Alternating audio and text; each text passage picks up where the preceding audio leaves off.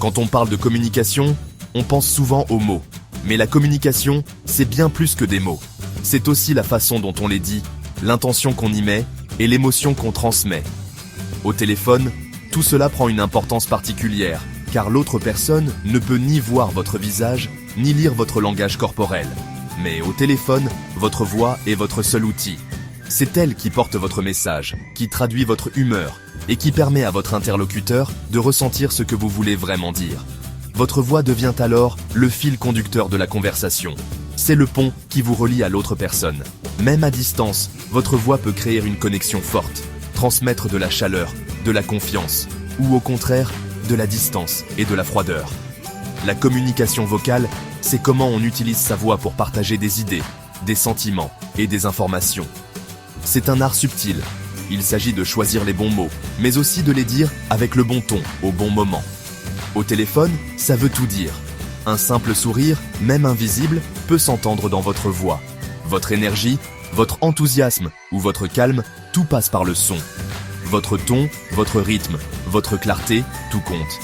Parler trop vite peut donner l'impression d'être stressé ou pressé. Parler trop lentement peut sembler hésitant. Articulez bien, prenez le temps de respirer et adaptez votre voix à la situation. Pensez-y, avez-vous déjà parlé à quelqu'un au téléphone et vous êtes senti instantanément connecté? Parfois, une voix chaleureuse suffit à mettre à l'aise, à créer un climat de confiance, même sans se voir. Ou, au contraire, vous êtes senti rebuté par son ton. Un ton sec, monotone ou impatient peut couper l'envie de poursuivre la conversation, même si les mots sont polis. C'est le pouvoir de la communication vocale en action. Elle influence nos émotions, notre compréhension et même la qualité de nos relations, qu'elles soient personnelles ou professionnelles. En maîtrisant quelques techniques simples, vous pouvez vous assurer que vos appels téléphoniques sont clairs, engageants et laissent une impression positive à votre interlocuteur. Prendre conscience de l'importance de votre voix, c'est déjà faire un grand pas vers une communication téléphonique réussie. Imaginez essayer de comprendre l'humeur de quelqu'un à partir d'un email. Difficile, non? Maintenant, imaginez entendre sa voix. Instantanément, vous savez s'il est heureux, pressé ou contrarié. Au téléphone, on perd les indices visuels des conversations en face à face. Pas de sourire, pas de hochement de tête, pas de sourcils levés. Votre voix comble ce vide. Une voix chaude et claire crée un lien. Elle aide l'autre personne à se sentir écoutée et comprise. C'est essentiel pour construire des relations solides, tant sur le plan personnel que professionnel. Alors, comment faire en sorte que votre voix travaille pour vous? Cela commence par la compréhension des éléments clés de la communication vocale. Décomposons les éléments clés d'une communication téléphonique efficace. Parlez clairement, parlez lentement et articulez. Imaginez que vous parlez à quelqu'un qui a une légère déficience auditive. Écoute active. Concentrez-vous sur la personne qui parle. Ne l'interrompez pas. Utilisez des signaux verbaux comme « je vois » ou « dites-moi plus » pour montrer que vous êtes engagé. Le ton de la voix. Votre ton transmet vos émotions. Un ton joyeux est contagieux, tandis qu'un ton plat peut être interprété comme un désintérêt. Le pouvoir de la pause. N'ayez pas peur du silence. Les pauses vous donnent le temps de réfléchir et permettent à l'autre personne de traiter l'information. Maîtriser ces éléments fera de vous un communicateur plus efficace au téléphone. La première impression compte, et au téléphone, vous n'avez que quelques secondes pour en faire une bonne. Commencez par répondre de manière professionnelle et enthousiaste. Au lieu d'un « allô plat », essayez un « bonjour, vous êtes bien chez votre nom ou nom de l'entreprise ». Énoncez clairement votre nom et l'objet de votre appel. Par exemple, « Je suis Jean Dupont de la société ABC. Je vous appelle pour faire le suivi de… » En étant préparé et enthousiaste, vous donnez un ton positif au reste de la conversation. Cinquième section, maîtriser la conversation, s'engager avec confiance et clarté. Dans cette section, nous allons explorer comment aborder chaque appel téléphonique avec une attitude positive et une communication efficace. Que vous soyez en train de passer un appel professionnel important ou de discuter avec un collègue, la manière dont vous vous exprimez peut faire toute la différence. Une fois l'appel commencé, il est important de parler clairement et de façon concise. Prenez le temps d'articuler chaque mot et assurez-vous que votre ton de voix est chaleureux et accueillant. Cela mettra votre interlocuteur à l'aise et facilitera l'échange d'informations. Évitez d'utiliser du jargon ou des termes techniques que l'autre personne pourrait ne pas comprendre. Privilégiez un langage simple et accessible, surtout si vous n'êtes pas certain du niveau de connaissance de votre interlocuteur sur le sujet. Posez des questions ouvertes pour encourager le dialogue. Les questions ouvertes invitent l'autre personne à partager ses idées, ses opinions ou ses préoccupations, ce qui enrichit la conversation et permet de mieux comprendre ses besoins.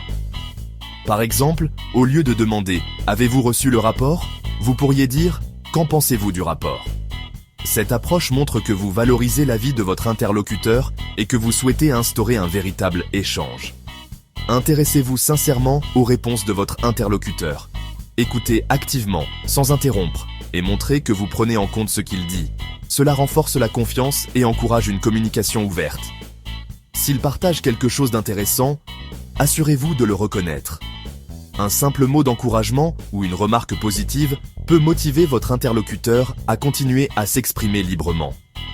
Montrez un intérêt sincère pour ce qu'il a à dire.